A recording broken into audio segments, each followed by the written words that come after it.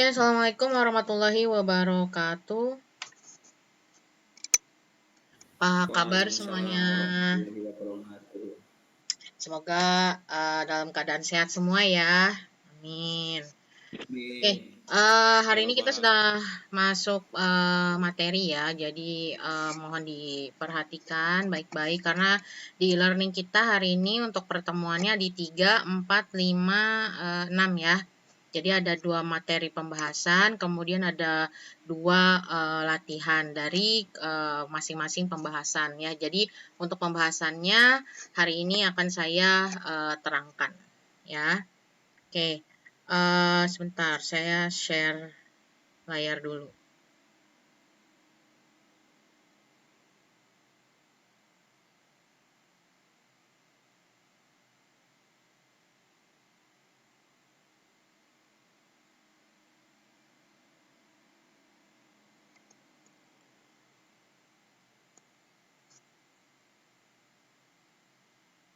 Udah ada ya? Masuk ya. Oke. Sudah Sekarang Bu, sudah. Oke, nanti kalau misalkan seperti biasa, kalau misalkan suara saya tiba-tiba hilang atau misalkan nggak kedengeran, kalian boleh langsung kasih tahu saya aja ya, baik lewat chat atau kalian aktifkan suaranya. Oke, kita langsung saja yang akan kita bahas kali ini, kita langsung berbicara tentang konsep dasar dari teknik kompilasi ya. Minggu lalu juga sudah ada beberapa mahasiswa yang saya tanya kira-kira seperti apa sih teknik kompilasi gitu ya, yang mereka tahu itu membahas tuh tentang apa sih? Oh, tentang compiler. Nah, kemarin juga dibahas salah satunya itu adalah compiler itu adalah untuk menerjemahkan sebuah bahasa pemrograman ya. Jadi maka dari itu konsep dasar yang pertama itu adalah kalian harus paham dulu mengenai bahasa pemrograman.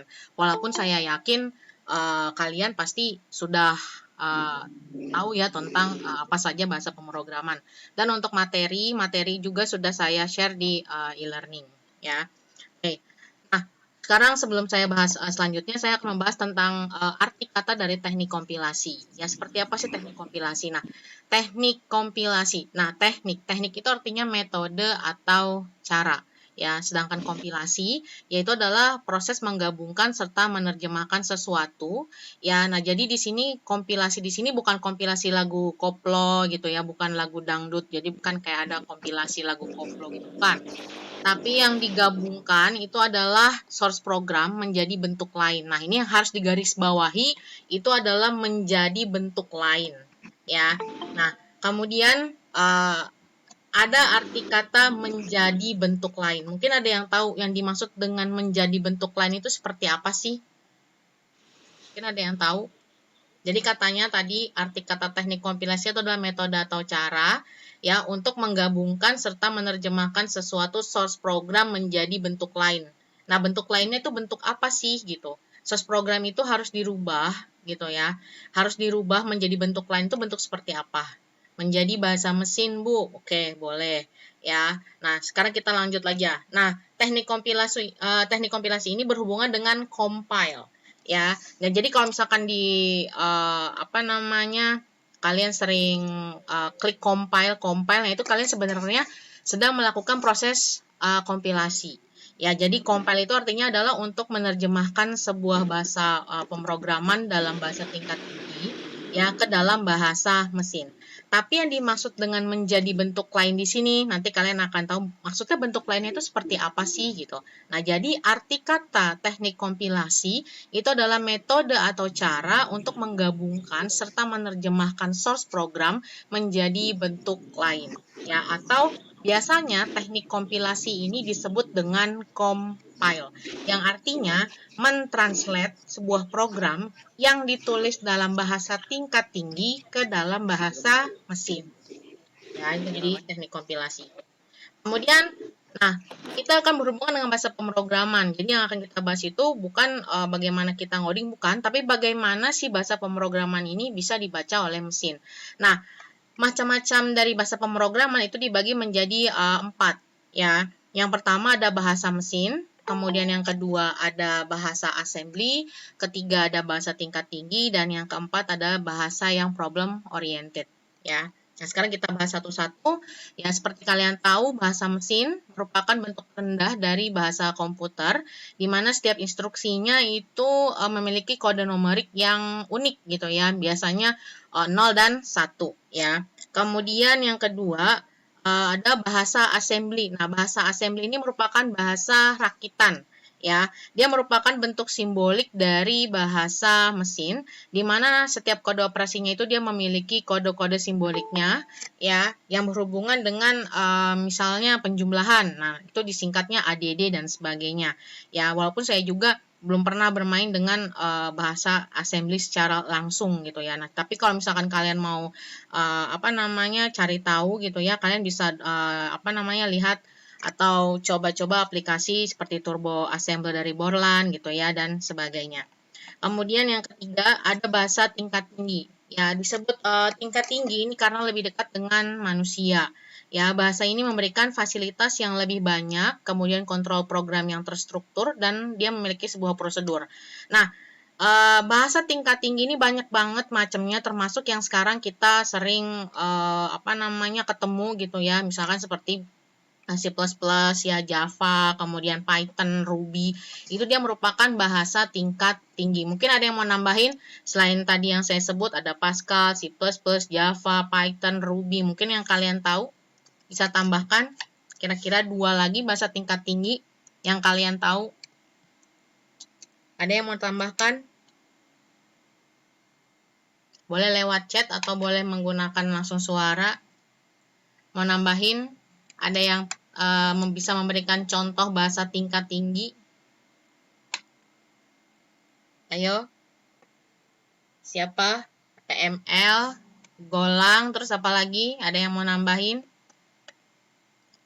PHP boleh. Terus apa lagi? Oke, satu lagi kira-kira. PHP tadi udah. Apalagi kira-kira Visual Basic, oke, sudah cukup. Nah, itu yang kalian sebutkan itu adalah definisi daripada bahasa pemrograman yang bahasa tingkat tinggi. Kenapa? Karena biasa digunakan oleh manusia, ya walaupun tidak semua manusia itu paham dengan bahasa pemrograman gitu ya. Nah, di mana setiap bahasa pemrograman yang kalian sebutkan tadi, itu dia sudah memiliki fasilitas-fasilitas yang lebih banyak, ya kemudian sudah memiliki kontrol program yang lebih terstruktur dan memiliki prosedur-prosedur. Ya, jadi kalau kalian ditanya sebutkan apa saja yang termasuk dalam bahasa pemrograman bahasa tingkat tinggi, nah berarti kalian sudah paham, oh ternyata kalau misalkan PHP itu termasuk yang bahasa tingkat tinggi gitu ya. Kemudian C++ gitu ya. Nah, sekarang pertanyaan saya ya. Kalau misalkan query database, kan kalian ngoding tuh ya kan, sama coding bentuknya. Nah, query database itu termasuk bahasa tingkat tinggi atau bukan? Kira-kira. Query database kan kalian tuh kalau misalkan bikin kayak insert ya kan, insert table gitu kan. Nah, itu seperti itu, query database itu dia termasuk bahasa tingkat tinggi, pemrograman dalam bahasa tingkat tinggi atau bukan? Ada yang bisa jawab? Ayo, boleh lewat fitur chat. Query database dia termasuk daripada bahasa tingkat tinggi atau bukan? Kira-kira siapa yang mau jawab? Belum ada?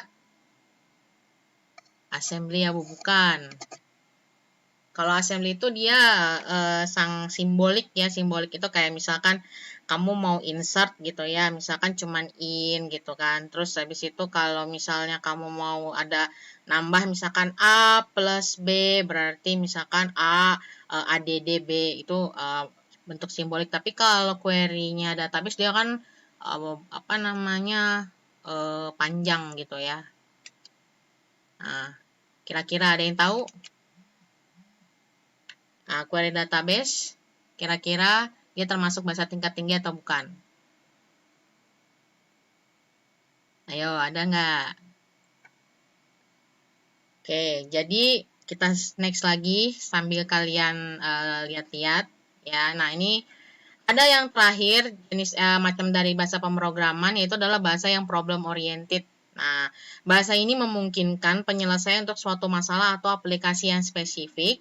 Itu contohnya seperti SQL, MySQL gitu ya. Nah, bahasa ini kadang dimasukkan ke dalam bahasa tingkat tinggi. Nah, berarti kalau misalkan saya sudah bilang seperti ini, berarti query database dia termasuk ke dalam bahasa tingkat tinggi atau bukan?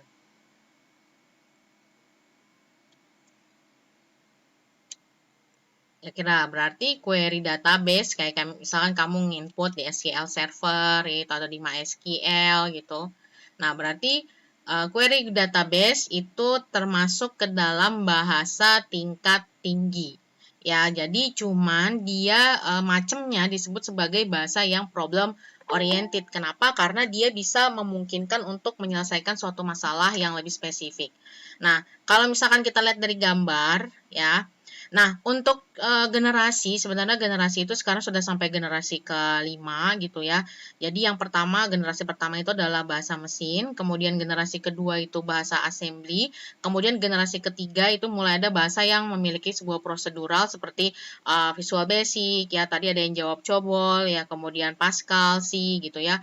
Kemudian ada lagi generasi keempat seperti Oracle gitu ya, Nomad, Informix, dan sebagainya. Dan yang sekarang itu generasi kelima itu adalah bahasa kecerdasan buatan, yaitu adalah salah satunya seperti Prolog dan LISP. Ya, jadi kalau misalkan tidak hanya berhubungan dengan C++ ya, kemudian HTML, PHP, kemudian apa namanya Ruby, Python, sebenarnya masih banyak lagi ya bahasa pemrograman yang mungkin bisa kalian cari tahu gitu ya. Tapi kan kalau di kita itu dasarnya itu pasti diajarnya itu adalah bahasa C, ya. Kemudian keuntungan dari bahasa tingkat tinggi, kenapa sih kita harus mempelajari bahasa tingkat tinggi ini gitu ya? Yang pertama mudah untuk dipelajari, ya. Kalau dipelajari itu pasti mudah. Kalau nggak dipelajari ya pasti susah ya. Kalau misalkan kamu nggak benar-benar pelajari itu pasti susah. Kemudian yang kedua, lebih mendekati permasalahan yang akan kalian selesaikan. Contoh misalnya, kalian nanti skripsi gitu kan. Kalian punya masalah, misalkan masalah obesitas gitu ya. Terus udah kayak gitu, kalian pengen bikin sebuah aplikasi yang bisa mendeteksi ini gue udah obesitas apa belum ya gitu kan. Nah, itu bisa. Jadi dengan menggunakan bahasa tingkat tinggi itu lebih mendekati permasalahan yang akan diselesaikan. Kemudian kita sebagai programmer udah nggak perlu lagi gitu ya, gimana sih cara interpretasi atau kita cara untuk representasi data itu dalam bentuk internal memori gitu kan. Kalau kalian sering nonton YouTube, bagaimana sih representasi dari assembly itu, kalian kan harus ketik dulu semuanya gini nih, debug dulu, nanti kalian harus cari misalkan dia disimpannya di internal memori berapa.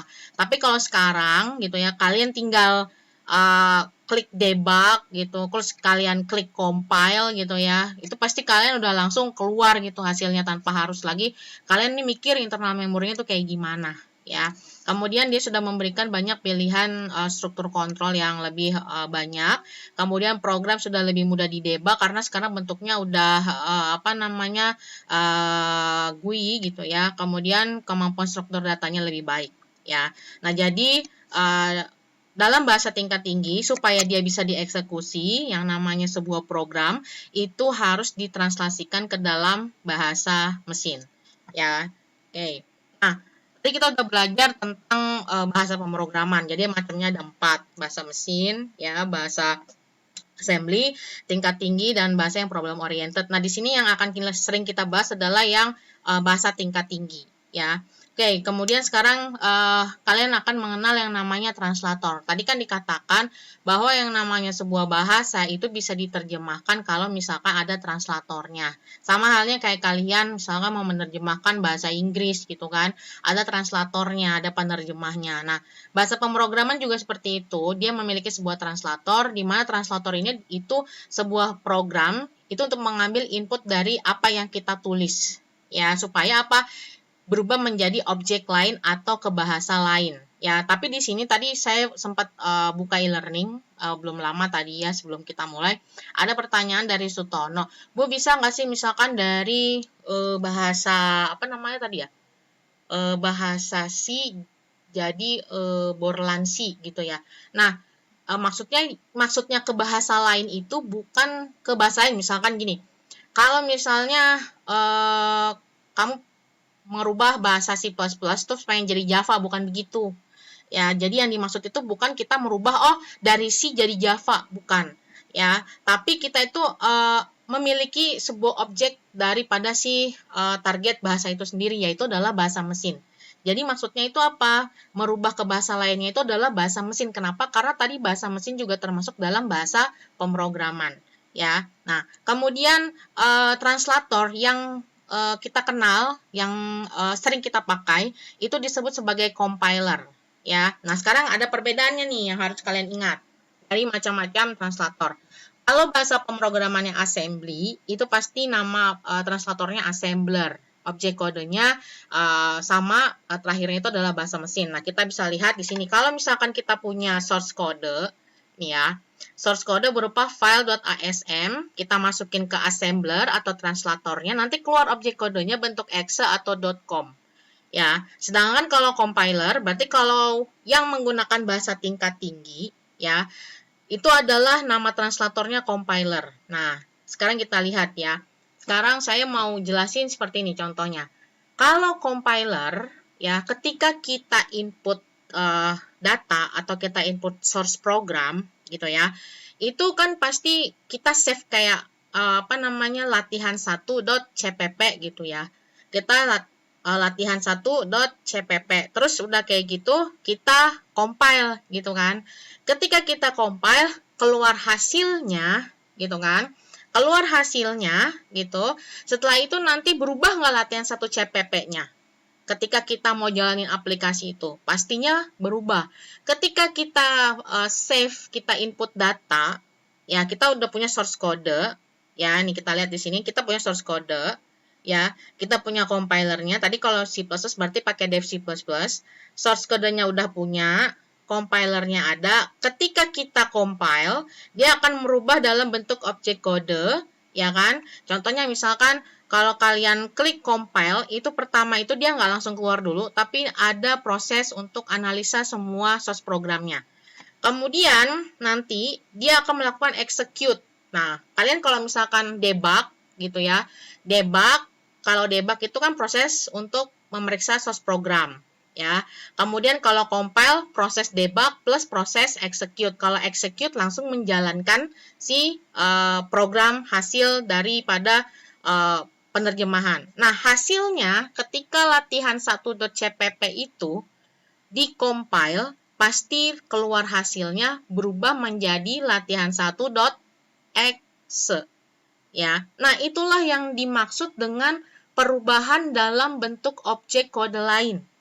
Ya, yang dimaksud dengan objek kode lain adalah ketika kita memiliki sebuah bahasa pemrograman dengan ekstensi sesuatu, kemudian dia berubah menjadi ekstensi yang lain atau objek kode yang lain, itulah translator yang disebut compiler. Nah, biasanya compiler ini digunakan oleh bahasa yang tingkat tinggi. Ya. Kemudian ada satu lagi, ada yang disebut sebagai interpreter. Nah, interpreter ini juga sama, dia merupakan translator untuk bahasa tingkat tinggi juga. Bedanya apa dengan compiler? Kalau interpreter, dia tidak menghasilkan bentuk objek kode. Kalau compiler tadi, dia menghasilkan bentuk objek kode lain. Kita save latihan1.cpp, kita compile, berubah jadi latihan1.exe. Tapi kalau interpreter, ketika kita save, contohnya di situ ada PHP, HTML, dan sebagainya. Kamu save latihan1.php, kamu buka browser, gitu ya, keluar hasil daripada source program itu. Ya, ketika kamu keluarin, apakah berubah? Kan enggak. Ya, dia tetap latihan1.php. Nah, jadi yang sering kita gunakan itu adalah yang compiler dan interpreter. Tapi perbedaannya, kalau compiler dia menghasilkan bentuk objek kode lain, kalau interpreter tidak. Ya, nah tadi juga saya baca di e-learning pertanyaannya itu, Bu, ada nggak sih yang compiler yang bisa translator yang bisa jadi compiler plus bisa jadi interpreter. Nah, sekarang kalian udah tahu nih. Saya udah kasih tahu macam-macam dan perbedaan daripada translator. Kalau compiler, tadi itu dia menghasilkan bentuk objek kode lain. Ya, berarti kalau kalian punya source program, kalian eksekusi gitu kan, keluar hasilnya dia berubah jadi bentuk objek kode lain. Tapi kalau interpreter, ketika kalian punya source program, tadi latihan 1.php, ketika kalian eksekusi, terus dia tidak berubah. Ya, nah sekarang pertanyaan saya kembalikan.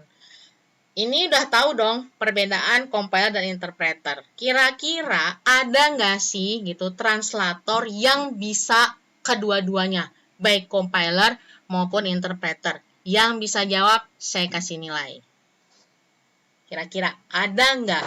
Kalau ada, sebutkan yang kamu tahu aja satu, nggak masalah. Kira-kira siapa? Jadi tadi saya udah jelaskan perbedaan compiler dan interpreter. Ya, kemudian ada pertanyaan tadi, Bu, ada nggak sih translator yang bisa gitu?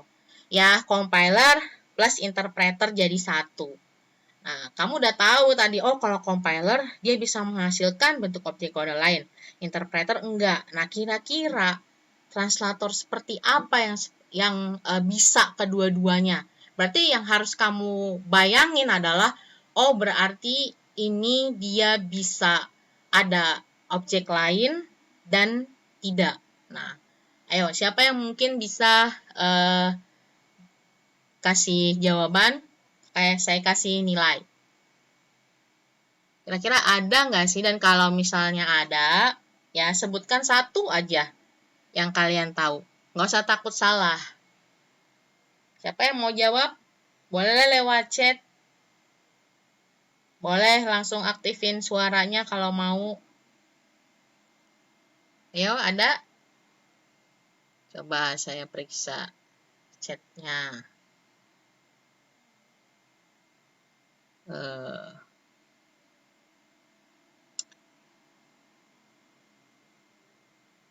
Aji, Netbin.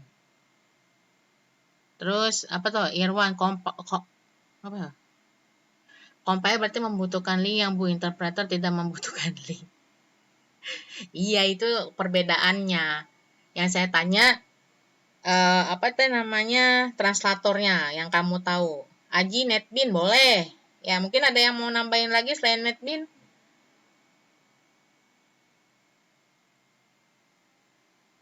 Nah, nanti kita akan bahas juga. Compiler berarti membutuhkan link ya Bu, interpreter tidak membutuhkan. Maksudnya itu seperti apa? Nanti ada itu nanti. Jadi itu perbedaan daripada translator dari compiler dan interpreter. Ada lagi yang mau nambahin selain Muhammad Aji, Netbin? Apa idem semua? Kayaknya idem aja deh Bu. Ya, Netbin benar ya, salah satunya itu bisa sebagai compiler maupun sebuah interpreter atau biasa disebut sebagai translator yang sifatnya hybrid karena dia tidak hanya sebagai compiler maupun interpreter, dia bisa juga sebagai text editor. Nah, oke, nah sekarang karena semuanya idem ya. Nah, sekarang pertanyaan saya selanjutnya. Tadi Aji udah dapat nilai nih, kalau mau dapat nilai lagi boleh jawab. Nah, pertanyaan saya selanjutnya. Ini kan kalian udah sering ketemu sama Netbin. Tadi saya bilang kalau misalkan Netbin itu bisa termasuk compiler maupun interpreter. Dari mananya? Why?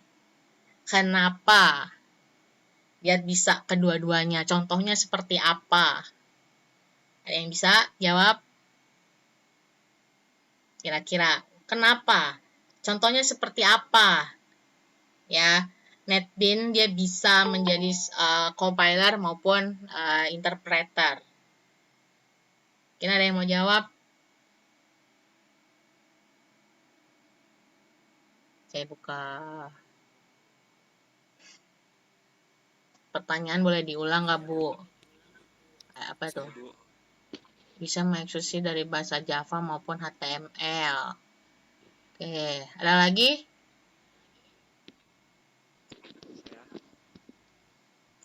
Teguh bukan berarti salah, boleh.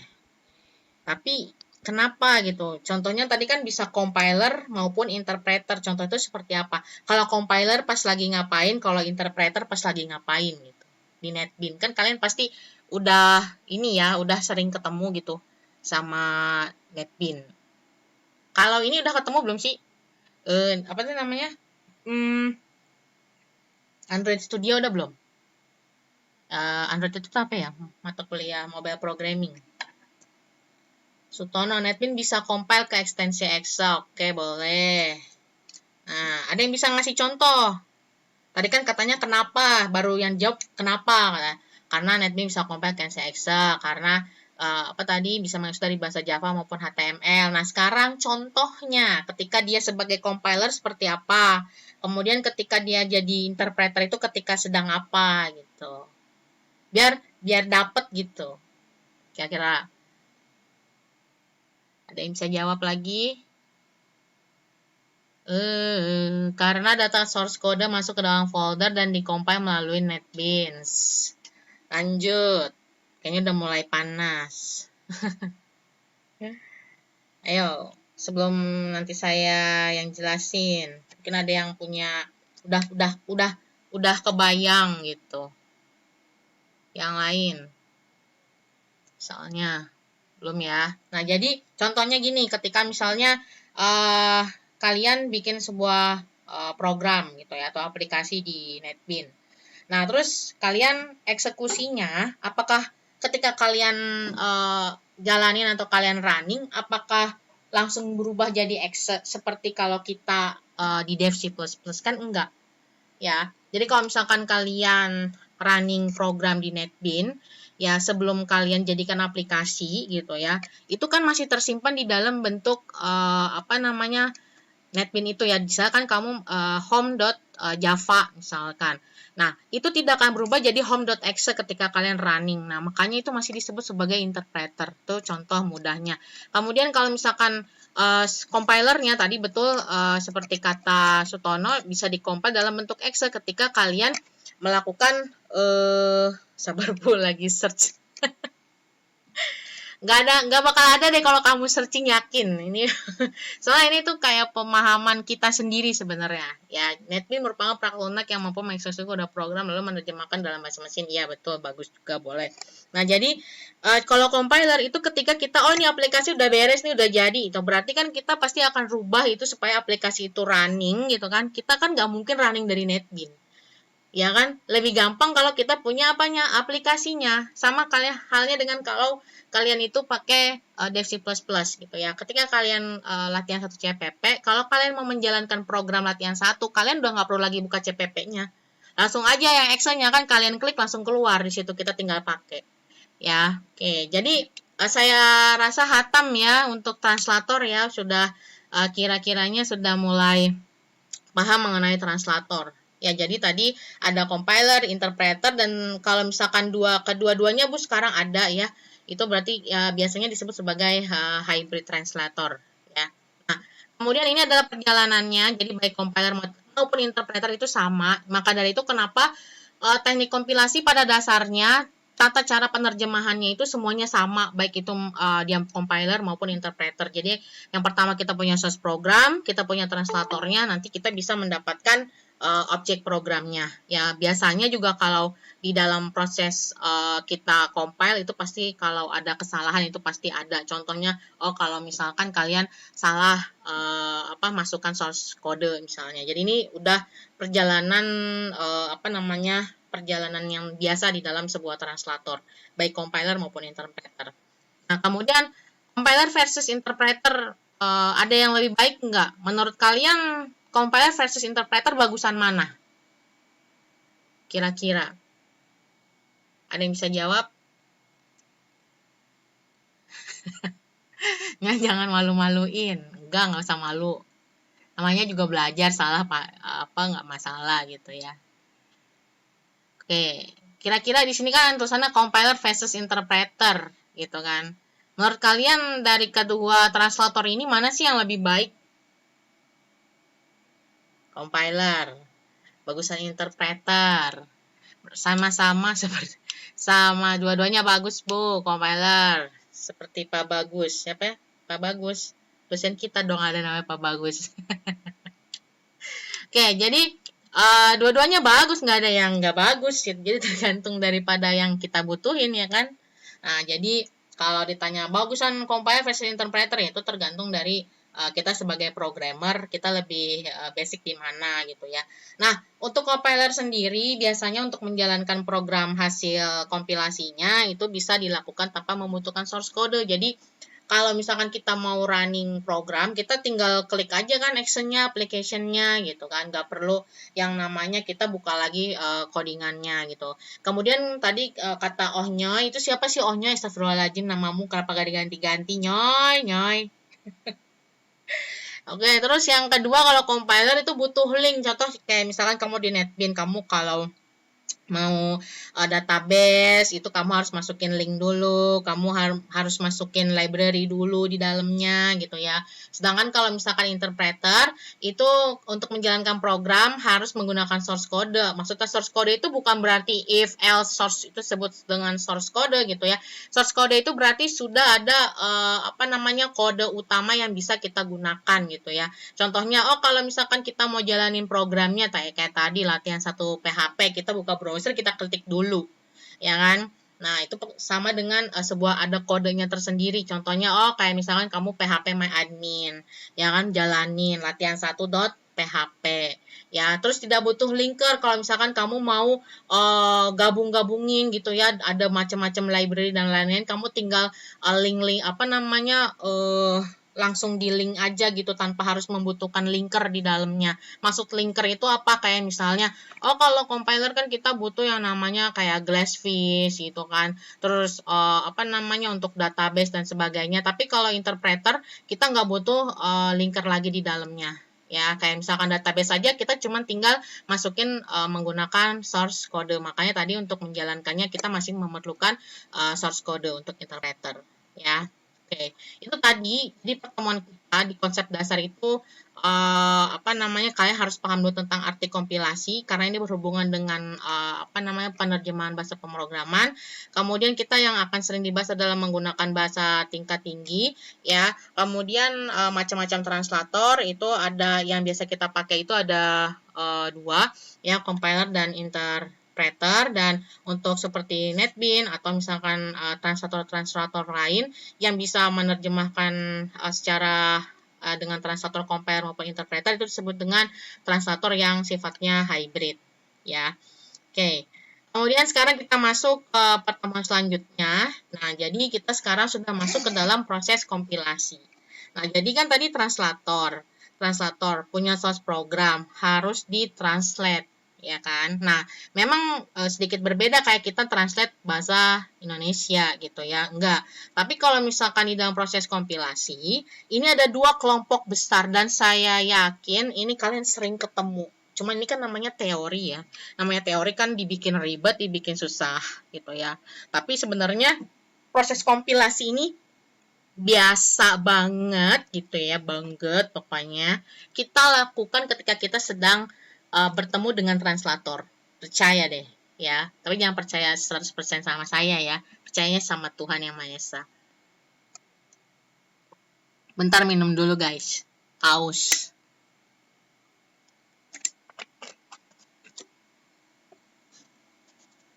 Oke, lanjut.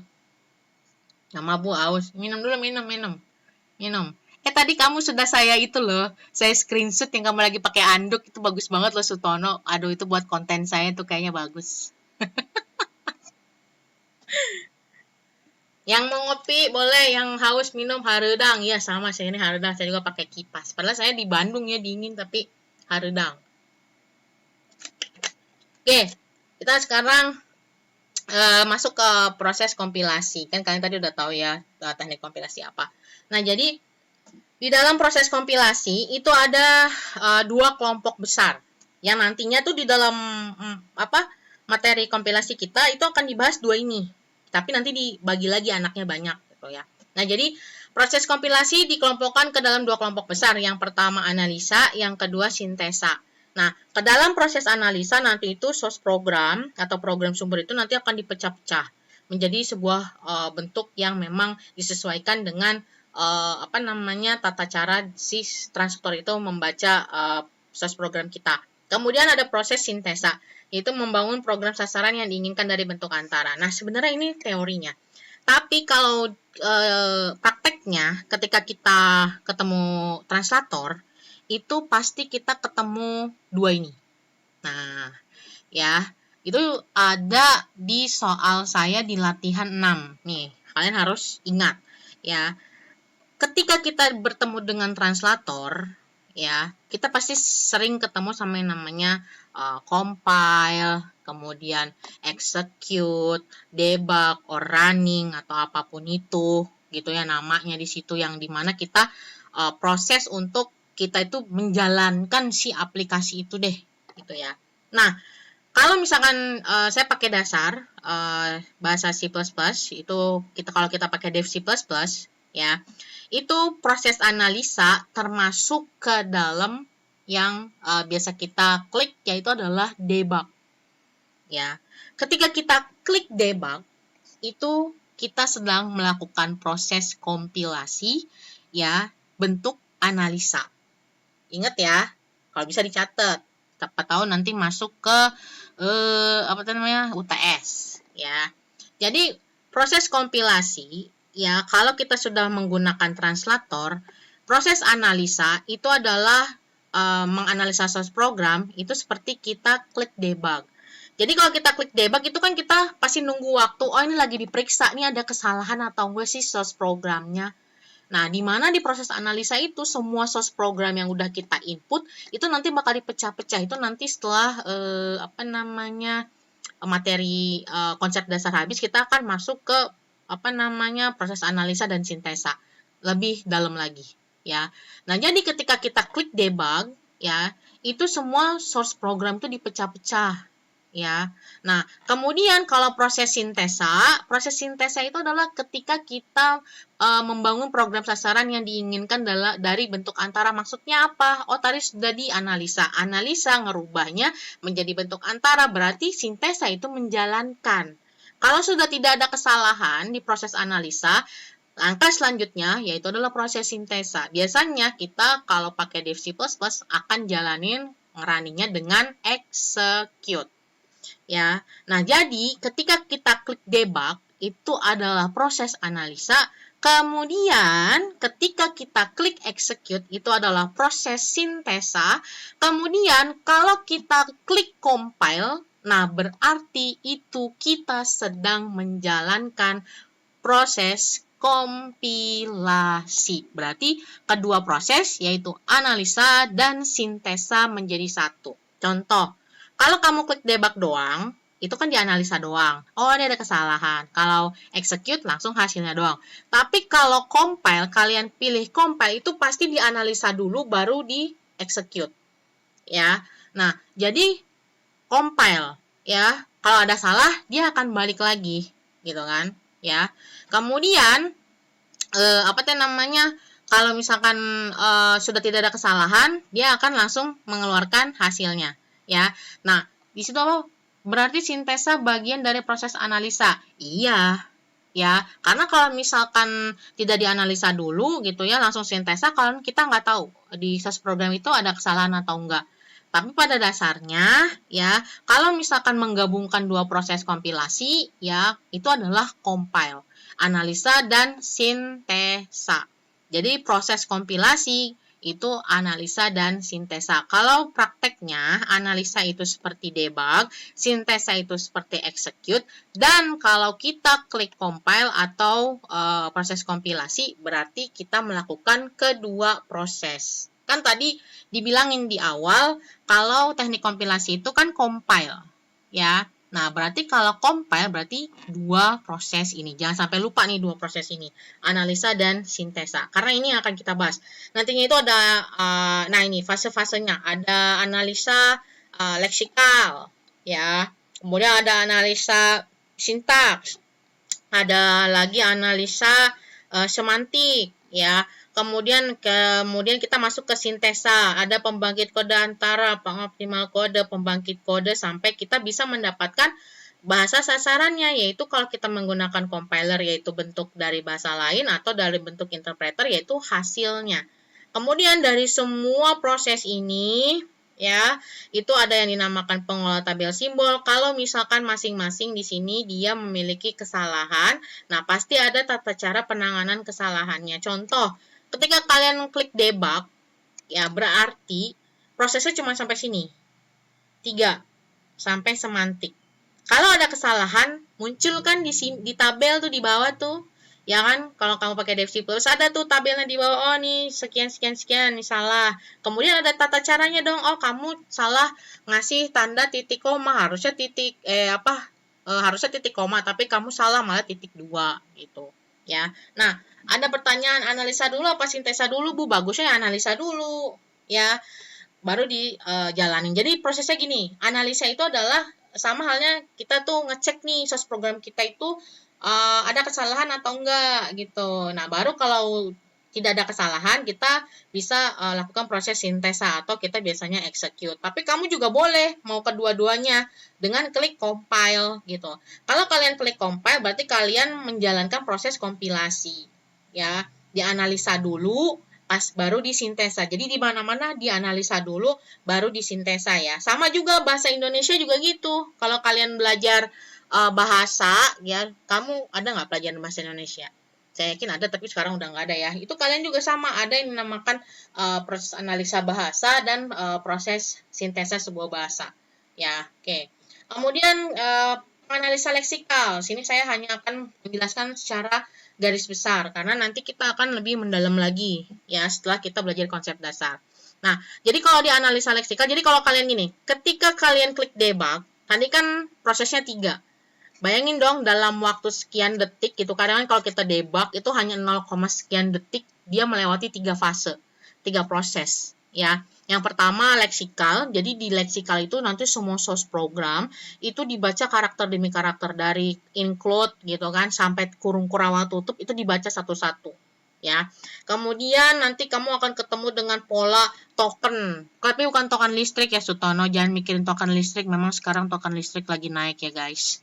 Jadi bukan token listrik, tenang aja. Jadi nanti kalian akan tahu token itu seperti apa. Jadi nanti itu setiap token akan menghasilkan sebuah artinya sendiri gitu ya. Kemudian ada lagi analisa analisa sintak. Nggak apa-apa curhat dikit ya kan, curhat curhat colongan, nggak masalah ya kan. Kemudian penganalisa sintaks, ya memeriksa kesesuaian pola deretan token. Jadi nanti itu kalau leksikal itu yang diperiksa polanya gitu ya. Kemudian kalau sintaks itu yang diperiksa deretannya atau kalimatnya gitu ya. Terus nanti kamu kalau ada kata sintak error berarti ini yang meriksa tuh si analisa sintak gitu ya. Nah, kemudian kamu akan berhubungan dengan parse tree. Nah, saya belum ngasih bocoran ya. Kalau teknik kompilasi ini itu adalah sebenarnya itu adalah apa tuh namanya? Kok saya tadi ngomong apa ya? Kok kayak lupa, kayaknya saya kurang minum. Kita minum dulu. Apa ya tadi? Saya mau ngomong apa ya? Jadi teknik kompilasi ini itu adalah lanjutan daripada mata kuliah teori bahasa dan otomata, guys. Udah ketemu belum? Kalau nggak salah semester 5 ya. Semester 5 ya. Otomata kamu semester berapa, guys? Otomata semester kalau di reguler AB mah semester 5, kalau reguler C 6 ya. Semester 6 ya. Berarti sekarang dong. 5. Apa kok ini ada yang bilang 6, ada yang bilang 5? Berarti sekarang. Ya, barengan ini. Nah, jadi kalau misalkan nanti ada hubungannya dengan parse tree, ya barengan sama modul 1 saya nggak? Ntar dulu. Kalau barengan enak.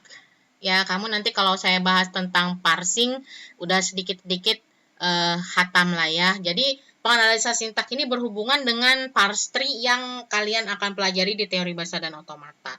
Ya, jadi tapi saya tidak akan bahas ke situ. Saya hanya akan langsung ke bagaimana implementasinya dalam bahasa pemrograman. Karena saya yakin mahasiswa itu tidak mau yang riweh-riweh, yang ruwet-ruwet gitu ya. Oke, kemudian yang ketiga, nah tadi pembangkit kode antara atau tadi biasa disebut sebagai analisa semantik. Ya, jadi nanti ya pohon parsing itu akan dibangkitkan artinya secara garis besar. Oh, ini semuanya udah diartiin sehingga tidak ada kesalahan. Nah, tadi ada pertanyaan. Untuk bisa jadi seorang programmer, apa perlu handal dalam proses analisa? Kalau mau handal, proses analisa apa nih? Analisa di kompilasi atau analisa bikin sistem? Ya, karena kalau kompilasi memang kita nggak perlu, kan tadi dibilang kita sebagai programmer itu nggak usah mikir-mikir dulu bagaimana implementasi di internalnya kan gitu, tapi setidaknya di sini kalian mendapatkan wawasan tambahan bagaimana sih, oh ternyata translator itu cara nerjemahinnya tuh kayak gini loh gitu ya. Jadi kalau misalkan kamu ditanya Bu, untuk bisa jadi seorang programmer apa perlu dalam proses analisa ya, bikin sistem. Kalau bisa iya, kamu harus paham analisa, tapi nggak usah expert karena udah ada tim analisanya. Cuman bocoran nih guys, biasanya analis itu gajinya lebih gede daripada programmer. Walaupun memang kan dia tanggung jawabnya memang lebih besar. Terus Bu, parsing ada berapa golongan Bu? Banyak. Nanti kamu akan ketemu di teori bahasa dan otomata. Ya, saya nggak akan bahas tentang parsingnya, itu udah dibahas nanti di otomata. Saya yang penting ribet deh pokoknya. Ya. Oke, kemudian lanjut pengupdate kode. Nah, ini kita udah masuk ke proses sintesa. Jadi nanti itu kalau di proses sintesa udah nggak ada lagi kita bahas basic kode itu karena udah dirubah gitu. Itu tinggal melakukan optimasi aja gitu terhadap waktu komputasi. Makanya ketika kita klik execute langsung kan gitu keluar hasilnya tanpa menunggu lama-lama. Karena apa? Di dalam sebuah translator itu ada pengoptimal kodenya ya. Dan yang terakhir ada pembangkit kode mesin. Nah, ini yang sudah merupakan objek kodenya dalam bentuk kalau kita pakai compiler Excel-nya, kalau misalkan kita pakai interpreter itu pasti langsung hasilnya ya. Kemudian nah ini kalau kita lihat ya, kalau di mesin di komputer kita bahasanya kan ini 1 dan 0 ya kan. Tapi kalau kita ngelihatnya kan begini. Nah, maka dari itu kenapa kita membutuhkan yang namanya sebuah translator.